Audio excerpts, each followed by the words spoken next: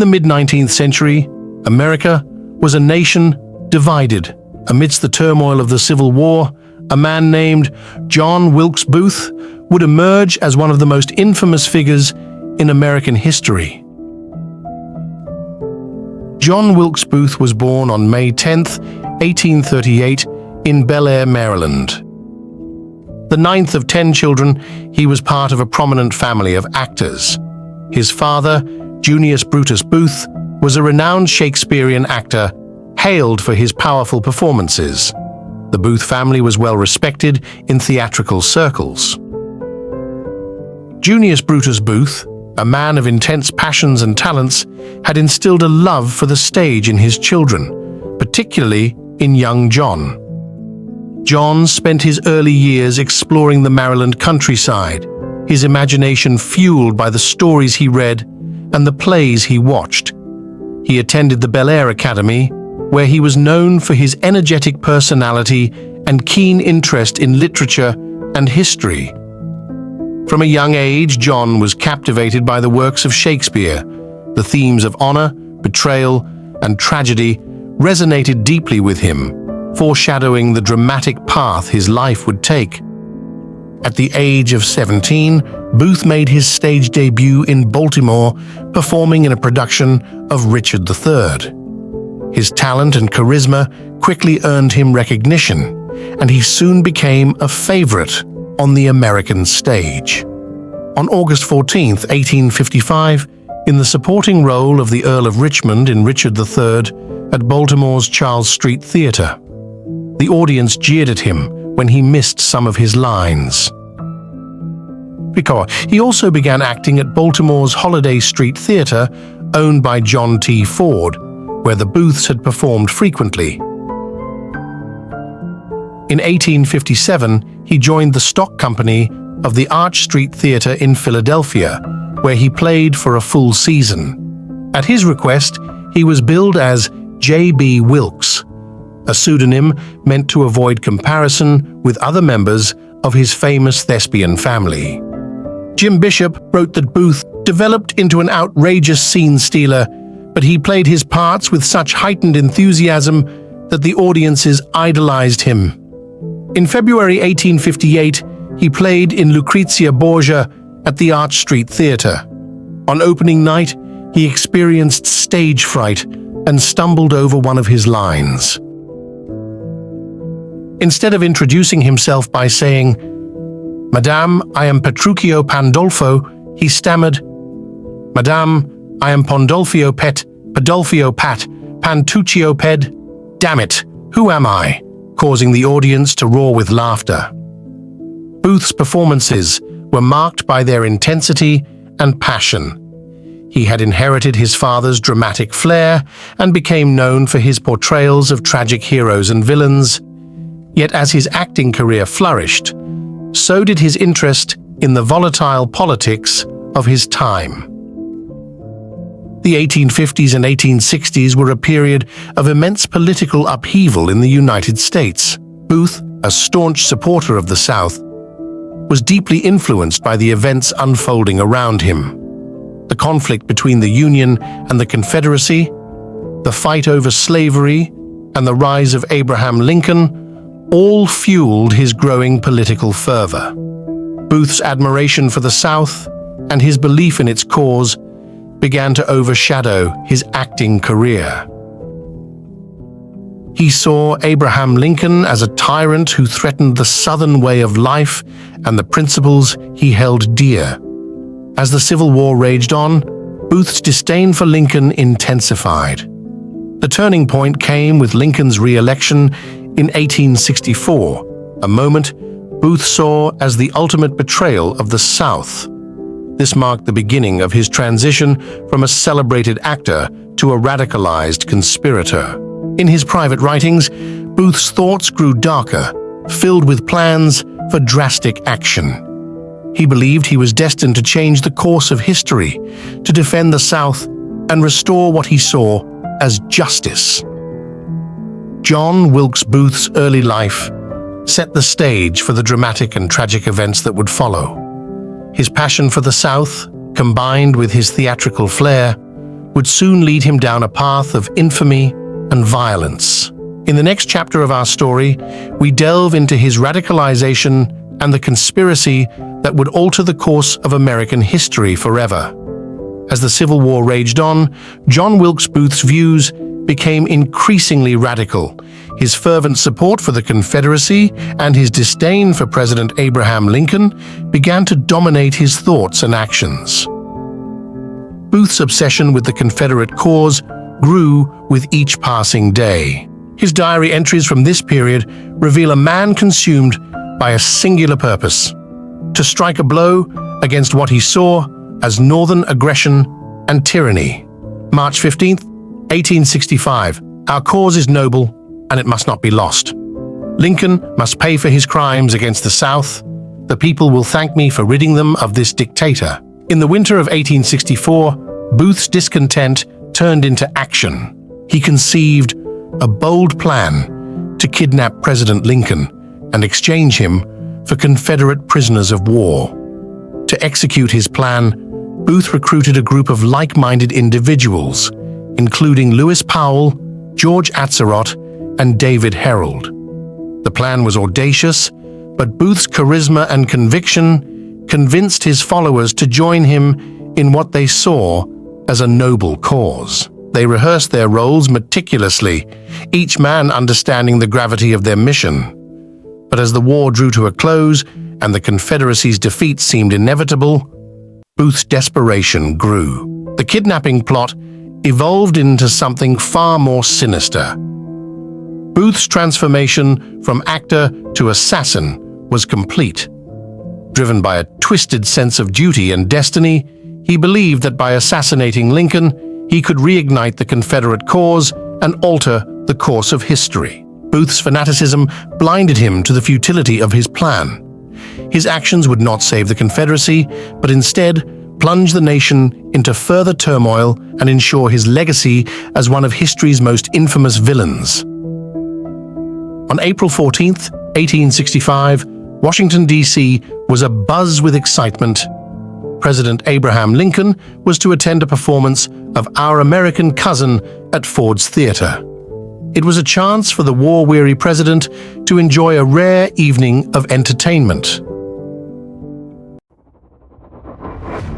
Unbeknownst to the public, John Wilkes Booth, a well-known actor and fervent Confederate sympathizer, had meticulously planned his next move. He knew the theater intimately, having performed there numerous times. Booth believed that by killing Lincoln, he would strike a blow for the Confederacy and avenge the South's defeat.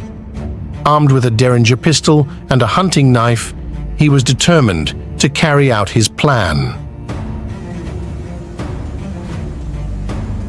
At approximately 10:15 p.m., Lincoln settled into his seat, accompanied by his wife, Mary Todd Lincoln, and their guests, Major Henry Rathbone and his fiancée, Clara Harris. As the play continued, Booth made his way into the theater, blending seamlessly with the crowd. Booth used his knowledge of the theater to his advantage, moving unnoticed through the backstage area. He approached the presidential box from behind, undetected by the guard who had momentarily stepped away.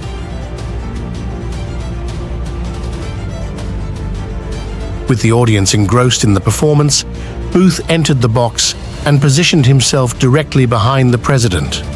The moment had come for his act of violence. At 10:15 p.m., the fatal shot rang out.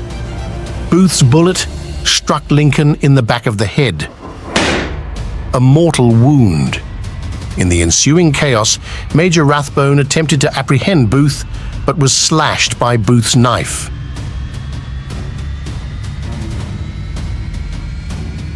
Booth leapt from the box to the stage, shouting, "Sic semper tyrannis!"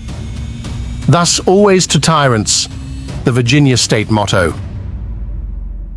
He landed awkwardly, breaking his leg, but managed to escape through the back of the theater. Pandemonium erupted as the audience realized what had happened.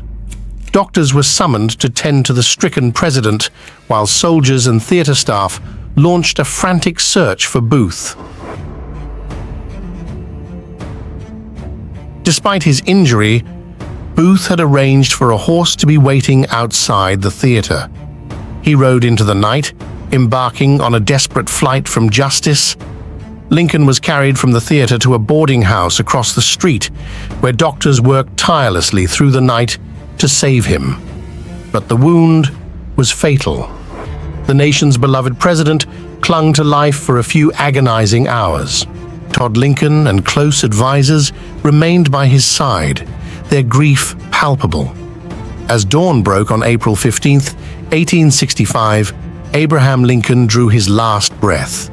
The great emancipator was gone, and the nation plunged into mourning.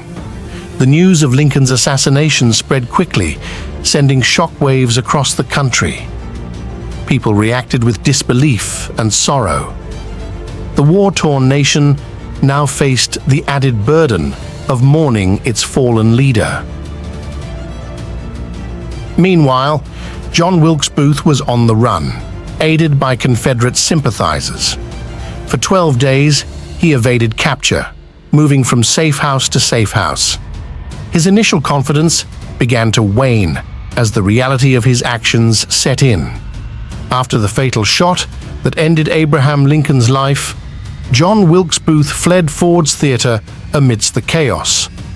Leaping onto a waiting horse, he rode into the night, heading south toward Maryland. Booth had carefully planned his escape, relying on a network of Confederate sympathizers who provided him with shelter and guidance. His first stop was the home of Dr. Samuel Mudd, where he sought treatment for a broken leg sustained during his dramatic leap to the stage. Dr. Mudd, unaware of Booth's crime at the time, set his leg and offered him a place to rest. But as news of the assassination spread, Booth's identity and actions became known, turning his escape into a desperate flight from justice. The Union Army launched one of the largest manhunts in American history. Thousands of soldiers, detectives, and civilians joined the search, scouring the countryside for any sign of the assassin. Booth and his accomplice, David Herold, moved cautiously, traveling by night and hiding during the day. Despite their efforts, the net was closing in. Every step was fraught with danger, as informants and loyalists both played their parts in the unfolding drama. For nearly 2 weeks, Booth and Herold eluded capture.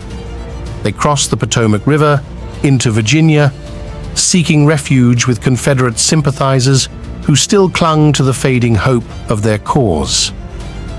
On April 26, 1865, Booth and Herold found themselves at the Garrett Farm near Port Royal, Virginia.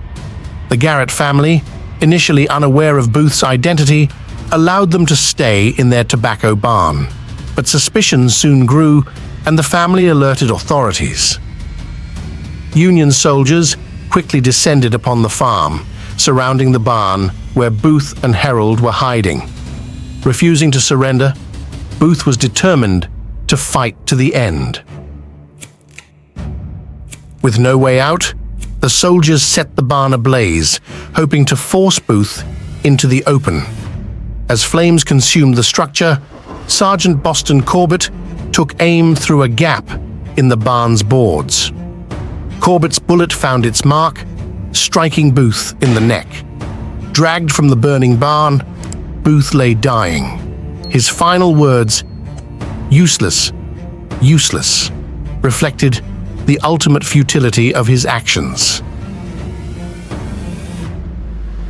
Booth succumbed to his wound within hours, bringing an end to the manhunt and closing a dark chapter in American history. Following the tragic events of April 14, 1865, the nation was thrust into a state of profound mourning.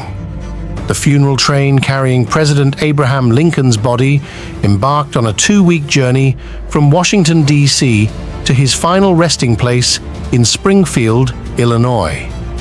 Along the route, millions of Americans paid their respects, lining the tracks to honor the fallen leader. Lincoln's assassination was not only a personal tragedy for his family, but also a national catastrophe. His death marked the first assassination of a U.S. president, casting a shadow over the country as it grappled with the end of the Civil War and the immense task of Reconstruction. The trial of the conspirators began on May 9, 1865, and concluded with swift justice. On July 7, 1865, 4 of Booth's associates, including Mary Surratt, were executed by hanging. The nation's demand for justice was unequivocal, reflecting the profound anger and sorrow that gripped the country. Lincoln's assassination had far-reaching consequences for the nation. His vision for a lenient and compassionate Reconstruction, aimed at healing the divided country, was left in the hands of his successor, Andrew Johnson. However, Johnson's policies would soon face fierce opposition, leading to political turmoil and setting the stage for a more contentious Reconstruction era.